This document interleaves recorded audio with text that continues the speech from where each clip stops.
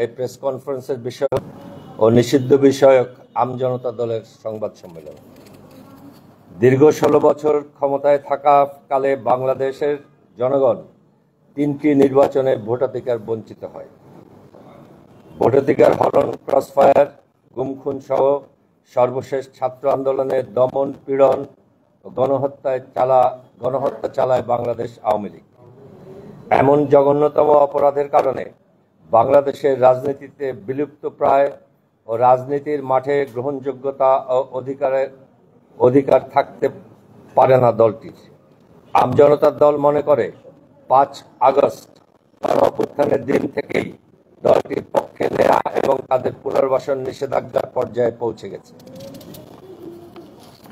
বাংলাদেশের নাগরিকদের উদ্দেশ্যে দৃষ্টি আকর্ষণ পূর্বক আমরা একটি গুরুত্বপূর্ণ বিষয়ের অবতারণা করছি।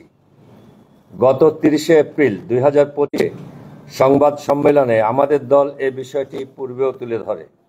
তা হল, ডক্টর ইউনূসের নেতৃত্বাধীন অন্তর্বর্তীকালীন সরকার রাজনৈতিক দলসমূহের সাথে কোনো প্রকার পরামর্শ ছাড়াই রাখাইন অঞ্চলের সাথে সংযোগপূর্বক একটি করিডোর প্রদানের সিদ্ধান্ত নেয় বলে পররাষ্ট্র মন্ত্রণালয় মারফত আমরা জানতে পারি। আমজনতার দল মনে করছে, রাখাইন প্রদেশে আমেরিকা তথা জাতিসংঘের প্রতি নতজানু হয়ে এই সিদ্ধান্ত গ্রহণ করেছে আমাদের সরকার। বাংলাদেশের জনগণ 5 আগস্টের পরে এই দেশে নিষিদ্ধ ঘোষণা করেছে।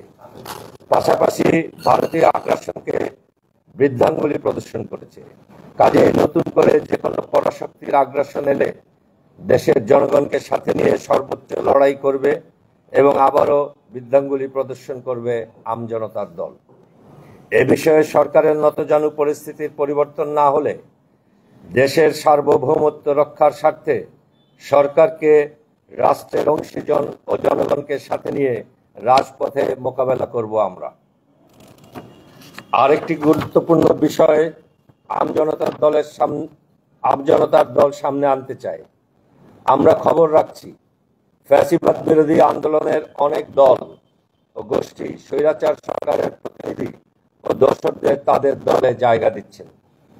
এর মাঝে কোনো দল ব্যাংক লুটেরাদের তাদের মঞ্চে জায়গা দিচ্ছেন, কেউ আবরার ফাহাদের খুনিদের জন্য আইনি লড়াই করছেন, কেউ তাদের দলীয় কমিটিতে জায়গা দিচ্ছেন, কেউ আওয়ামী লীগের চাঁদাবাজদের সাথে নিয়ে চাঁদাবাজিতে জড়িত হচ্ছেন, আবার কেউ গণহত্যায় অভিযুক্ত হয়ে গ্রেপ্তার হলে তার মুক্তির জন্য মিছিল করছেন, আবার কেউ কেউ ভূমিদস্যুতায় জড়িত ব্যবসায়ীদের তাদের দলে ঠাঁই দিচ্ছেন। মুখে আওয়ামী লীগ নিষিদ্ধের লম্বা বক্তব্য দিচ্ছেন আর গোপনে আওয়ামী লুটেরাদের কোলে নিয়ে নিরাপত্তা দিচ্ছেন। রাজনৈতিক পরিমণ্ডলে এমন লজ্জাস্কর কাজের জন্য আমজনতার দল নিন্দা জানাচ্ছে। আমজনতার দল অঙ্গীকার করছে যে কোনো পরিস্থিতিতে আওয়ামী লীগ মাঠে নামলে তা প্রতিহত করার সর্বোচ্চ চেষ্টা করা হবে। যেভাবে 24 গণ অভ্যুত্থানে আমরা বুক চিতিয়ে লড়াই করেছি, সেই সাথে যে সকল দল বা দলের নেতা কর্মী আওয়ামী লীগ ও তাদের দোসরদের পুনর্বাসনে জড়িত হবে তাদেরকেও প্রতিহত করার অঙ্গীকার করছে আমাদের দল। ধন্যবাদ আপনাদের সবাই। আমাদের যে আইনি প্রক্রিয়ার কথা বলছেন, তো আমাদের আইন মন্ত্রণালয় যিনি নেতৃত্ব দিচ্ছেন, স্বরাষ্ট্র মন্ত্রণালয় যেভাবে চলছে, প্রধান উপদেষ্টার দপ্তর যেভাবে চলছে, কোন একটা প্রক্রিয়ার মাধ্যমে তো সেটা চলছে নাকি? রাষ্ট্র তো পরিচালিত হচ্ছে একটা প্রক্রিয়ার মাধ্যমে, হচ্ছে না একটা সিস্টেমেই তো হচ্ছে। ঠিক সেই সিস্টেমেই আওয়ামী লীগকে নিষিদ্ধ ঘোষণা করতে হবে। এখন এই সরকার সিদ্ধান্ত নেবেন সেটা কোন প্রক্রিয়া হবে, আমাদের হাতে ছেড়ে দেয়া যাবে না। আমাদের সিদ্ধান্ত দেয়া হয়েছে যে আওয়ামী লীগ বাংলাদেশে রাজনীতি করতে পারবে না, পরে কখন কি হবে সেটা জনগণ এই মুহূর্তে করতে পারবে না। এটা এই সময়ের দাবি। সরকারের কাজ হচ্ছে যে প্রক্রিয়া ওনারা রাষ্ট্র চালাচ্ছেন, যে প্রক্রিয়াতে, ঠিক সেই প্রক্রিয়াতেই নিষিদ্ধ করবেন।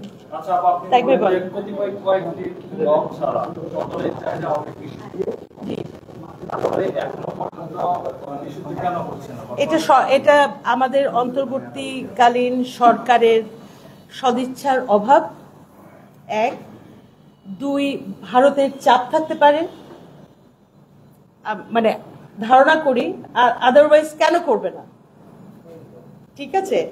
আর তিন হচ্ছে সাহসের অভাব, কারণ যারা সরকার পরিচালনায় বসেছেন তারা তো আসলে সরাসরি জুলাই সংগ্রামের সরাসরি ফ্রন্টলাইনে, সেখানে যে সাহসের ভিত্তিতে মানুষ জীবন দিয়েছে তারা তো আসলে রাষ্ট্র পরিচালনার নেতৃত্বে যায়নি। আর ওনারা কাদের নেতৃত্ব নিয়েছেন জানেন, একটা কথা খুব মানে শুনতে খারাপ লাগবে কিন্তু খুব বাস্তবতা, 8 মাস পরে আমরা আর খুব বেশি ছাড় দিতে চাই না, সত্যি কথা, সেই জন্য খুব কর্কশভাবে বলতে হচ্ছে।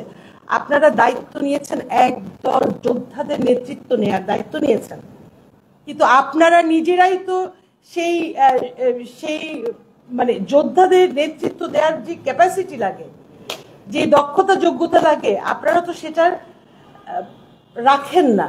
সেই কারণেই আওয়ামী লীগ নিষিদ্ধ করা যাচ্ছে না, মানে ওনারা করতে পারছেন না, কিন্তু ওনাদেরকে করতে হবে। যদি ক্ষমতায় ওনারা থাকতে চান, মসনদে গদিতে যদি ওনারা আসীন থাকতে চান, তাহলে ওনাদেরকে আওয়ামী লীগ নিষিদ্ধ করতে হবে।